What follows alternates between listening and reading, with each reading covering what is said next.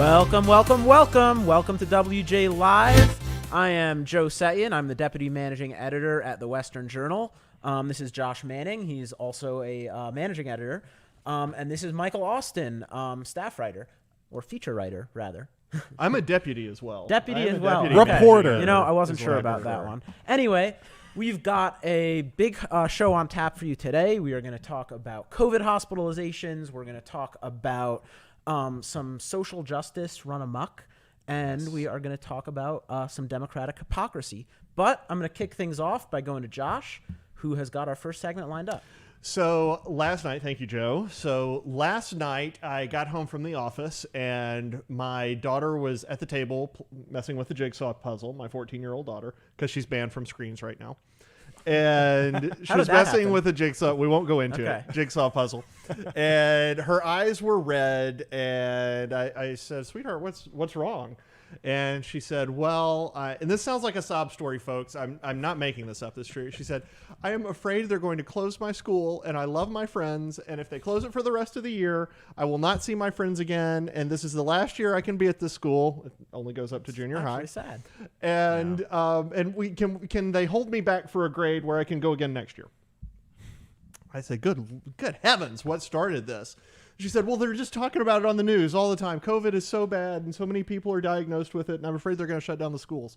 Well, she is right. They are talking about it on the news nonstop. The media is, especially the establishment media, is absolutely obsessed with COVID. And if you've watched your local news, if you're in Phoenix like we are and you've watched the local news here, or if you watch the national news, or if you get your news online from establishment sources, it does sound like it's the end of the world as we know it, and COVID is going to be with us forever, and good gosh, half of us are going to die. Well, look, I'm here to tell you, half of us are not going to die from it. Not now. And as my old pastor, Adrian Rogers, used to say, last time I checked, 1 out of 1 people die. 1 out of 1 people ultimately die. It is just a question of when you die. Now, we want people to live longer generally, but this is not a new thing. Anyway, let's work on contextualizing this a little bit. Yes, COVID numbers are going up. Some amount of that is from more testing happening. I think there are probably reliable figures that say the numbers are going up proportionately with the testing. So there really are more people getting COVID. Sure. Makes sense. Pretty contagious virus. So one way, though, to measure how bad COVID is deaths. Another way to measure is what do hospitalization numbers look like? If this is a super deadly virus, and it's certainly more deadly than most viruses we deal with, but if it's what the media makes it out to be, you would think that hospitalization numbers would just be through the roof. And we've been hearing stories saying as much. In fact, I was just looking on my phone a couple minutes before showtime. Here's a story from Reuters 40 minutes ago. U.S. COVID-19 hospitalizations rise by nearly 50% in 2 weeks, ushering in new shutdowns. Cue the waterworks from my daughter. So that is probably true, but a 50% increase doesn't mean anything unless you know what the baseline is. Right. A 50% increase from 1 is 1.5. A 50% increase from 100 is 150. So it depends on what you're doing, the number you're dealing with. So I want to share with you folks average hospitalization rates for the last 3 years in different states, and how many people are in those hospitals in those states have been in there from November 1st through the 9th. Okay? So if COVID is the scourge that it's supposed to be, these numbers should be skyrocketing. Not the case a lot of places, though. So I circle some of the biggest outliers here. California. California shut down. The only person allowed to do anything in California is Gavin Newsom. Right. His winery can operate. He can go to Hawaii. He can go out and eat. Don't worry about Gavin. He is okay. But for the rest of Californians, they're homebound now. So for the last 3 years, 2016 through 18, the average number of people hospitalized per day in California was 45,750. 45,750. The average number hospitalized in the last week, November 1st through the 9th, was 43,245. That is a decrease of 5.5%. There are 5.5% fewer people in California hospitals right now than those hospitals averaged over the last 3 years. That is fascinating. Look at Georgia.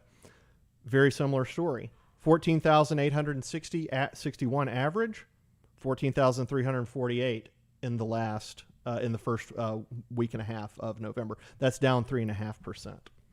Massachusetts, we know that metro areas have gotten hit really hard. Boston is a big city.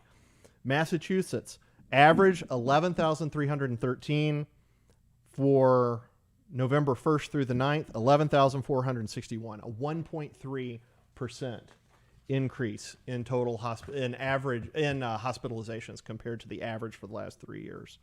There are a couple that are high. Pennsylvania, 18,546 for the last 3 years, the average.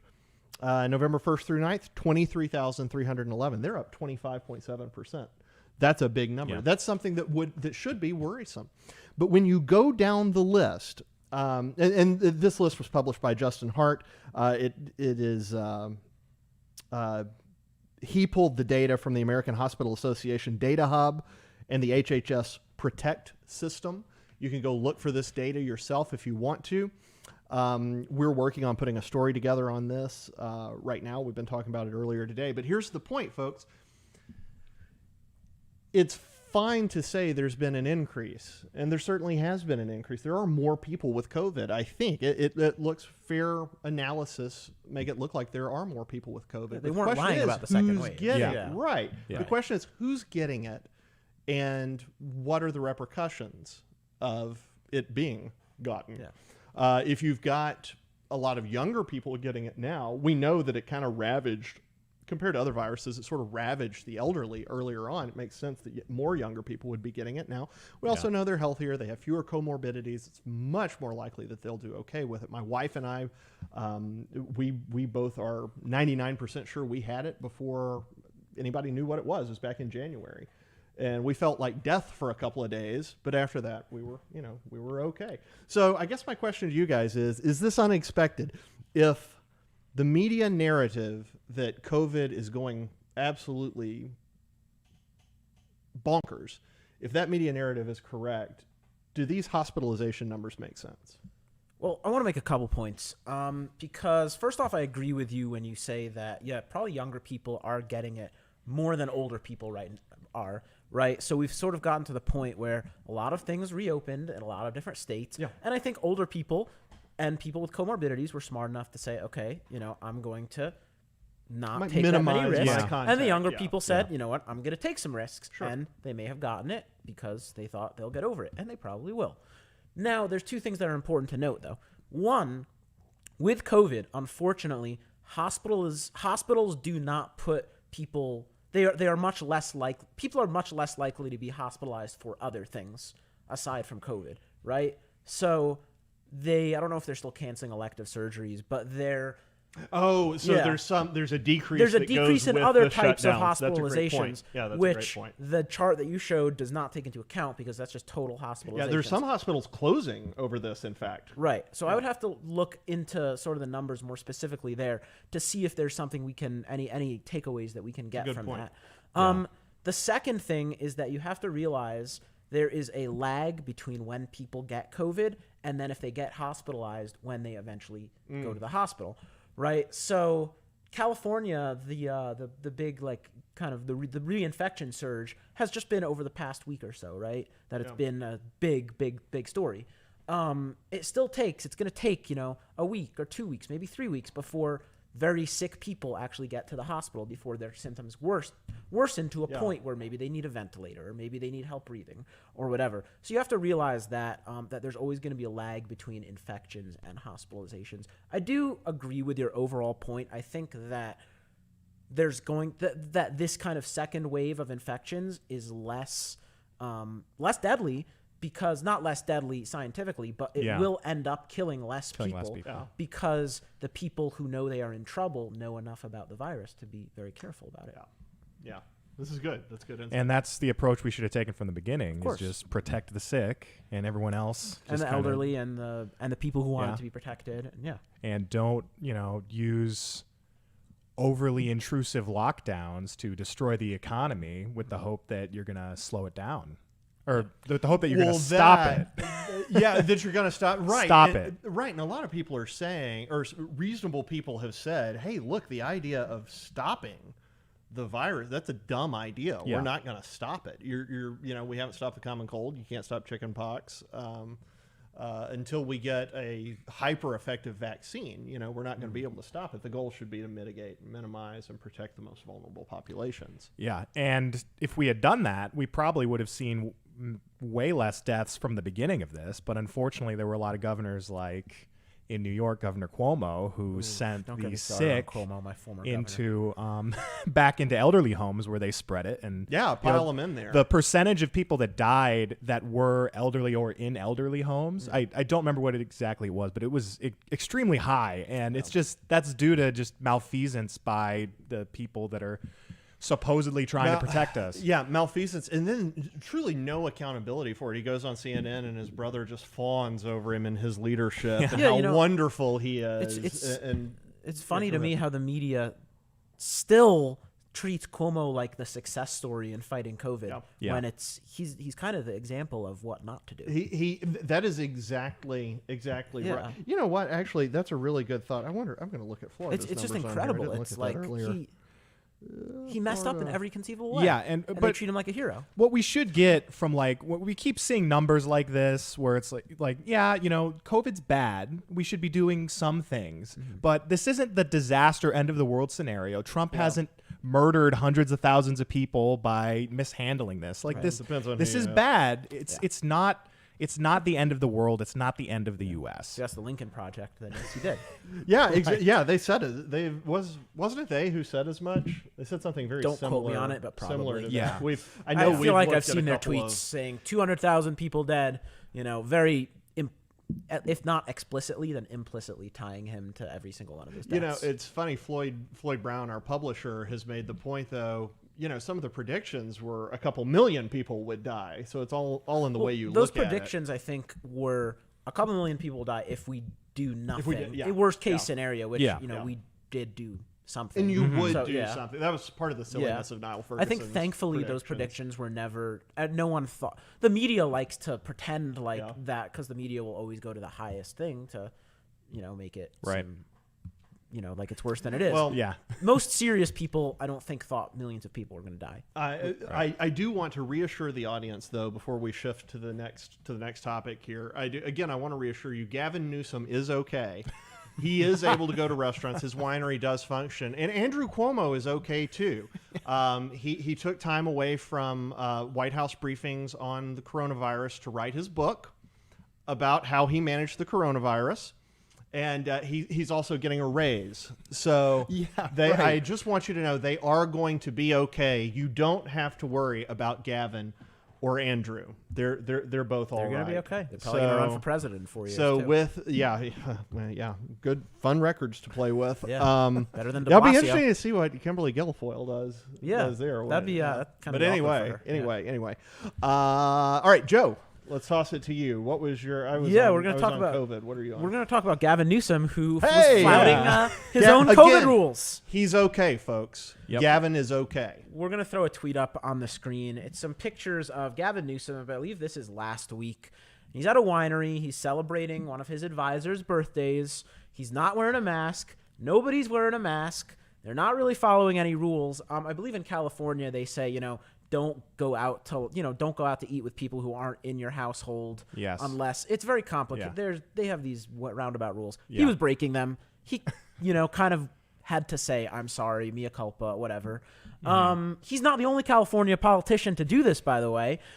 This week during the big tech hearing, California Senator Dianne Feinstein, and that's also up on the screen, she was seen talking to what looked like an aide. It's hard to tell exactly who that was. She's in the Capitol Hill hallway, and she's not wearing a mask, which is ironic because in July, she called for, guess what? Masks. A nationwide mask mandate. Mask mandates. For anyone who's out in public. So, here's the thing, though. I'm not mad at these politicians for breaking their rules, right? For breaking these own rules. Well, you should be. No, you should not be. You should be mad that they're pushing for us to do the other thing, right? Not so we shouldn't be mad they're exercising their freedom. They're exercising their freedom. That they're trying to We should be able to exercise our freedom as well. You know, I think it's a similar point to whenever we see anti-school choice politicians, right? I think Elizabeth Warren's a perfect example. She sent one of her kids to private school. Good for that kid for being able to go to private school. Yeah. Now everyone else should have school choice as well. Good for them for, you know, deciding that they didn't want to social distance or that they didn't want to, you know, that they wanted to go out to dinner and enjoy the company of a friend and celebrate a birthday, whatever. Good for them. Why are they trying to take away the freedom from other people? You know? Yeah, this is just the mantra of the big government leftists. Yes. Basically, you know, we're smart enough to make personal decisions for ourselves. But all of you folk, all of you little peasants, we need to figure out what's best for you. If you just listen to us, we'll make your lives better. Exactly. That's how it's always been. Yeah, Tom Sowell has made the point just so many times. The first and foremost interest that every politician has is not his constituents.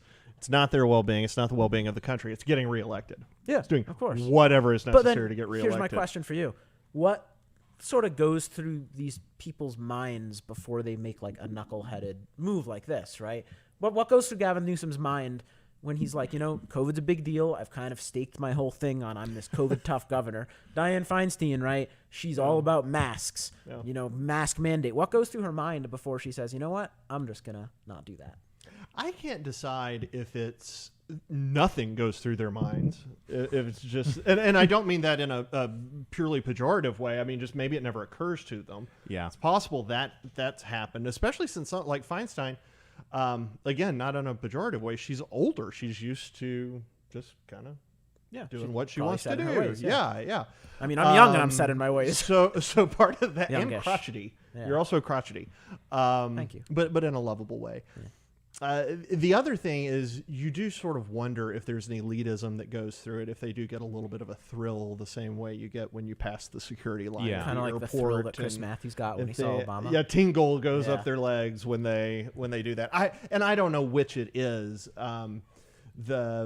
I guess the cynic in me thinks that they just think it feels good. Again, it's like getting to skip in line or kick somebody out of a table at a restaurant so you can have it. Sometimes what I think is back to what you were saying about Sowell, saying that like these politicians, a lot of the decisions they make are just to win votes. Yeah, that's it. I don't think a lot of them even believe that these policies really are going to make much of a difference. No, I agree.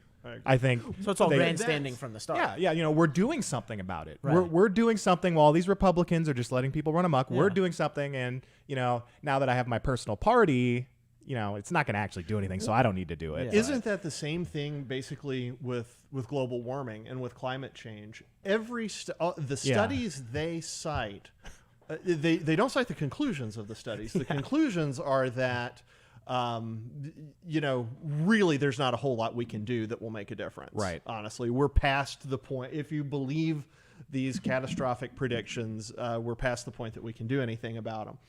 So they know that changing really isn't it's similar to change much. So it just becomes a grift. It becomes something that it's like the recycling grift, right?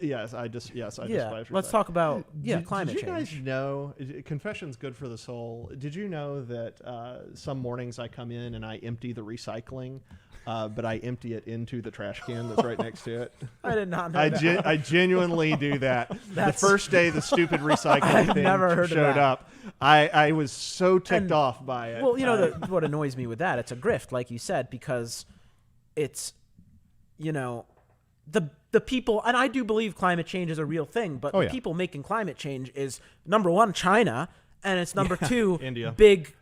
Probably number two, India. Number three, the United States is a big part of it. It's big oil and, you know, all these things. It's not because you're throwing the wrong trash out. That's just going to make you feel better. Yeah. Right. Yeah. It's exactly. manufacturing you know, all these big oil rigs and whatever. And, you know, it's not. Just like with lockdowns, like they don't think about, well, if we put all these restrictions on like oil and gas, it's actually going to hurt a lot of people. They're going to be sent back into poverty. All these third world nations won't be able to move forward.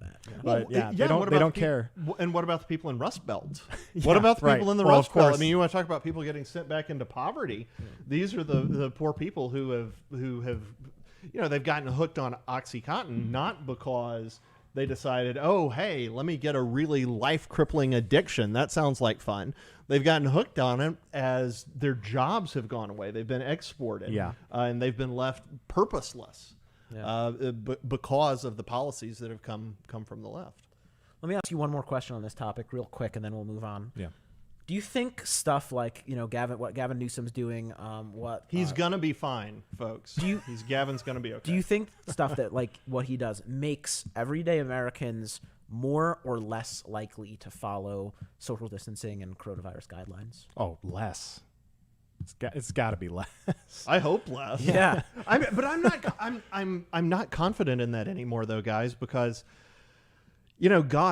Arizona's pretty freedom-loving, despite stupid electoral decisions lately. And I go to the grocery store we live in a really conservative town. I go to the grocery store and almost everybody's wearing masks, and it's very frustrating. And I don't know. I hope it makes them think twice about it. I don't mind that people wear masks in grocery stores, because that's not the government telling them to. That's the question would be like, the government telling them in Arizona. You're right. It is. Yeah. But it should not be. I think that even if the government didn't do it, people would, because the grocery stores. I agree with that. I think a lot of people would. Yeah, and that's I think a lot of people would. I don't know. I don't know to what extent people look at the hypocrisy of government officials and then act like the government officials. I don't know. That's probably a good point. And if we're sticking with leftist hypocrisy, yes. So the left has been talking all about unity under Joe Biden.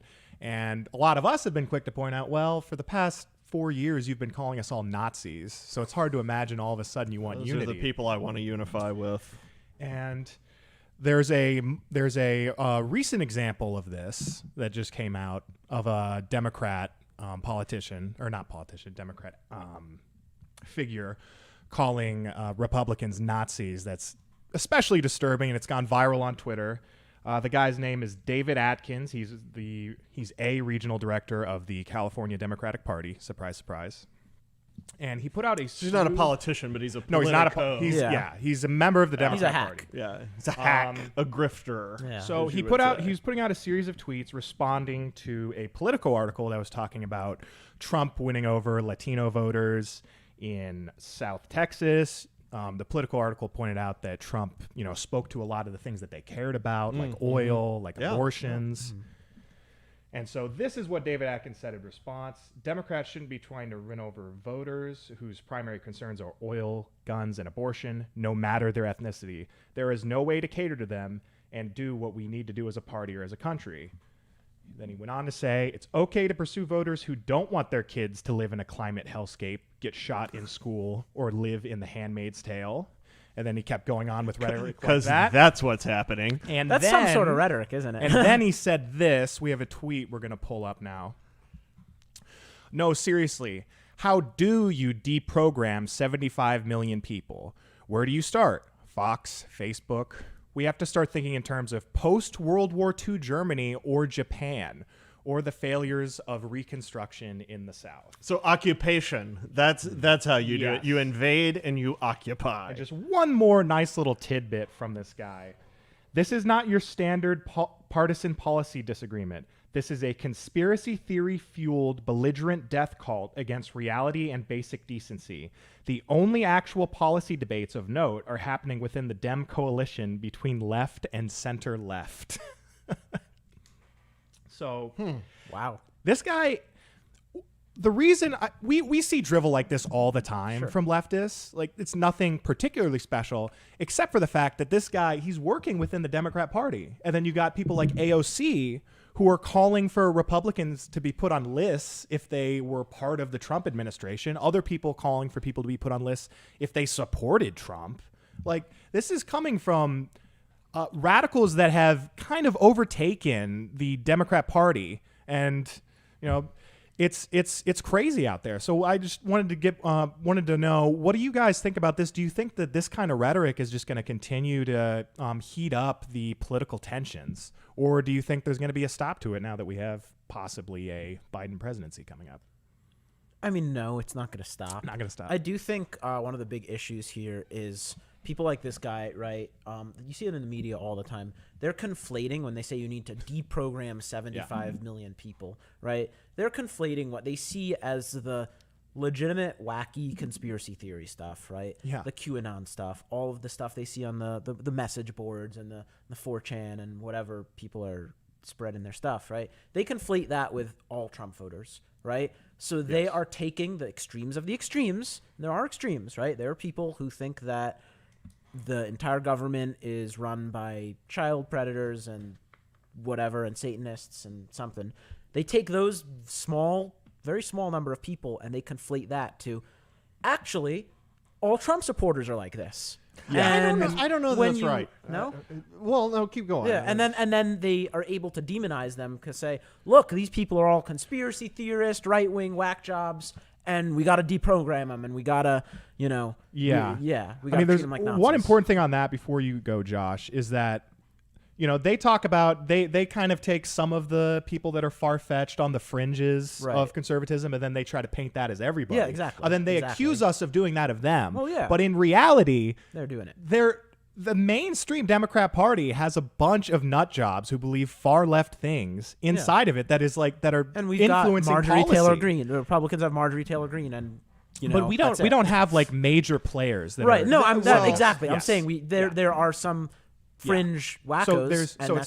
So I was just pointing out that it's not AOC's not really seen as a fringe. No, that's a good point. I mean, the example I always go back to on this is Bill Buckley in the 60s with the John Birchers. He said, look, there's a level of this that's not acceptable, and he basically drove them out of the party. And if you listen to Jordan Peterson, or I think Douglas Murray makes this point too, one of the defining attributes of conservatives versus the left is that when something really stupid shows up in the midst of the conservative movement, they tend to self-police and push those people out. The left tends to give those people, Molotov cocktails and fireworks and tell them to go out in the street and do their thing and peacefully protest. terrorize other people. Yeah, but I mean, Joe, I don't want to get into a long argument on this, but I'm not famous last words. I think I don't have an especially good counter argument to it, but I think what you say is probably true, that does happen, that they look at the really radical crazies, militia types and those people, and they say, oh gosh, everybody who voted for Trump is like that. But how then do we explain the treatment that Trump representatives, White House representatives, White House advisors get in the news and in the media when they're likened to Nazis and that sort of thing too? Because they're clearly not out there training at a militia camp. They're not QAnon Well, they would say that they are implicitly encouraging those people. But the problem is there's no... Okay, so, all right, so that's a different thing. That's why they tell them they're Nazis, because they say, oh, you're implicitly encouraging the Nazis. Dog whistles. Right. Yeah. But I was thinking you were saying that they are in, foolishly, but basically in good faith, conflating no. right. You're saying doing it in very it's bad grift. faith. Okay, It's a very bad faith argument. I agree with you. I don't think it's a good faith argument at all. I think Okay. they're doing it on I purpose misunderstood. because they know it's easy. And just to make it clear, it's not just that they're taking these QAnon people. Like, if you hold any position of Christian morality or just basic, free enterprise, free markets, they're going to label you a Nazi there as well. So it's...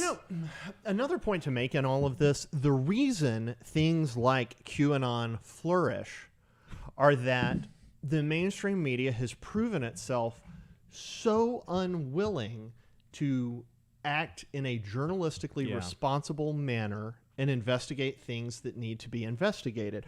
Once the public loses trust in the Fourth Estate, once they lose trust in that, they believe things are happening that should not be happening, that should be investigated, and then the public's left to its own devices to do that. You could say that about any conspiracy theory, though. Is that why there's 9/11 truthers? Is that why there's JFK truthers and moon landing people and whatever? I mean, I think the issue is much deeper than the media. When it comes to conspiracy theories, I think people believe in that stuff because they want to feel like they're part of something bigger.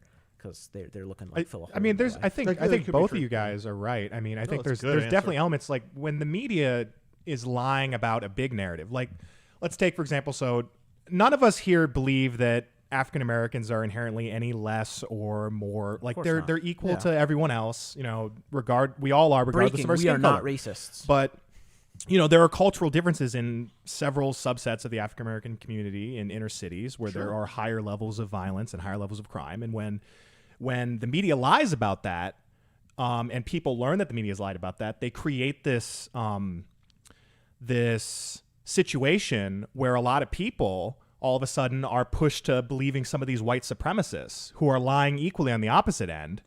But they see the media lie, and then the white supremacists are like, oh, hey, they're lying about this. And it's like, wait, that's true. Those guys are right. Steven Pinker made that argument that the media is pushing people in that direction. You can't conflate the media being dishonest to people being racist. No, yeah. But I think it's an element in there. I think if you're racist, he's saying one helps contribute. I think it's a contributing factor. If you have that, it's probably because you have some stuff going on in your past that you were told or accepted that or whatever. I don't know if you can blame the media. Maybe partly.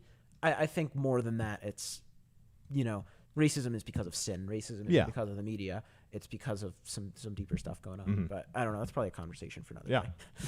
I don't know. I'm not sure I distinguish between sin and the media that well. If we've used the word conflate a lot in this podcast. I like this new word. I would conflate. say maybe I conflate.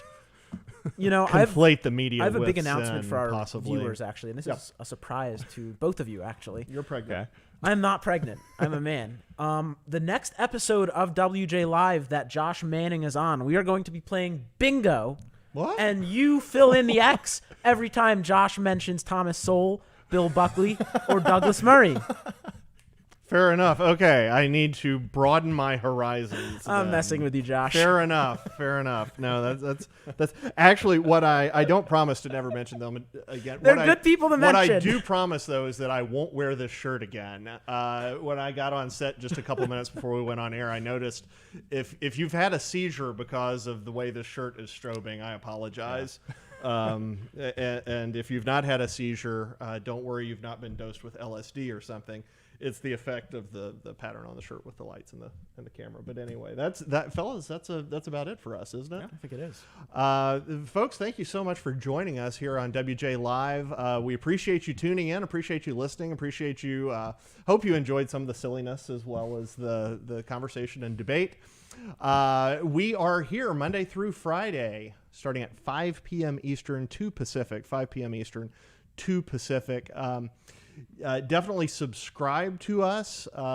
Click subscribe on YouTube, and there it is. Click the subscribe button, and then click the little bell. Don't just click the subscribe button. Click the subscribe button and the little bell. The bell is going to set it up where you get notified every time we go live. Then also be sure to visit westernjournal.com/join. That's westernjournal.com/join. We absolutely love doing what we do. We are supported mostly by advertising revenue, and that is very hard. Advertisers love to blacklist us. Social media makes it incredibly hard to do our jobs. We run a very tight ship, let me tell you, and the help that you all provide and any future help you can provide will certainly be appreciated. If you go to westernjournal.com/join, you can become a subscriber, and we've got some various levels you can participate in there. But 100% of what you give there goes to funding our journalism. It does not go to line the pockets of big corporations or grifters or anything like that. It doesn't go to buy Josh more iced tea. It does not go to my iced tea budget. It literally goes to microphones, and it goes to computers, and it goes to web space, so we can continue bringing you quality journalism and helping balance out and push back against the narratives that come from the mainstream, the establishment and the legacy media. So we can't thank you enough. We couldn't do this without you. We would be nothing without you. So we're grateful for you. Please keep tuning in, and we're looking forward to seeing you tomorrow. We'll wrap up the week. Heck yeah. Same time, same channel, 5 p.m. Eastern, 2 Pacific. We'll see you then. Thanks. Hi, my name is Samantha, and I'm the community manager for the Western Journal. We've really enjoyed recording WJ Live these last few weeks, and we have some exciting news. We are now on Apple Podcasts. but we need to ask you a favor. In order to equip even more listeners with the truth and fight against big tech, we need to get more subscribers and reviews. So please, go find WJ Live on Apple Podcasts. Make sure to hit that subscribe button and leave a 5-star review. Oh, and tell them you want to see more of me on the podcast. Thank you for helping us out. And don't forget that you can catch a new episode of WJ Live every Tuesday and Thursday at 5 p.m. Eastern, 2 p.m. Pacific on YouTube and now Apple Podcasts.